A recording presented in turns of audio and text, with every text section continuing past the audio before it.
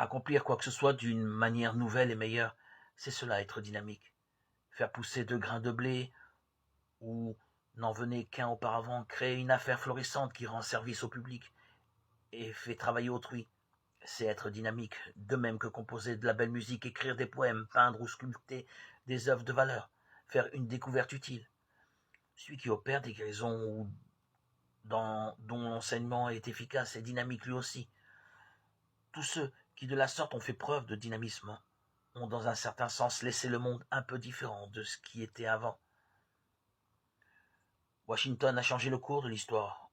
Or, nous pouvons transformer la vie d'un autre simplement par notre exemple, ou en le guérissant, ou en lui enseignant la vérité, lui communiquer la parole. Ce qui importe seulement, c'est que le changement effectué comporte une amélioration. Certaines personnes sont assez ridicules pour se contenter d'être considérées comme dynamiques. Il leur suffit de le paraître et d'employer leur énergie à créer des apparences. Elles font les importantes et parlent beaucoup, quoique d'une manière assez vague forcément, des choses extraordinaires qu'elles font ou ont faites au loin, naguère. Elles sont portées à donner de grands noms aux petites choses, et tout cela n'est en somme qu'une forme subtile du bluff. C'est le contraire du dynamisme.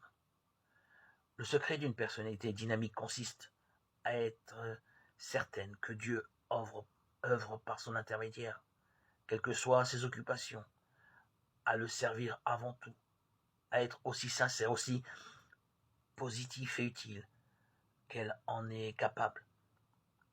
Si nous voulons bien appliquer cette méthode, ne fût-ce que pendant peu de temps, nous serons surpris des résultats remarquables que nous obtiendrons, et nous nous apercevrons en outre que nous sommes en train de devenir une personne fort dynamique.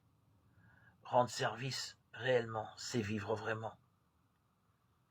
C'est à leurs fruits que vous les reconnaîtrez. Matthieu 7, 20.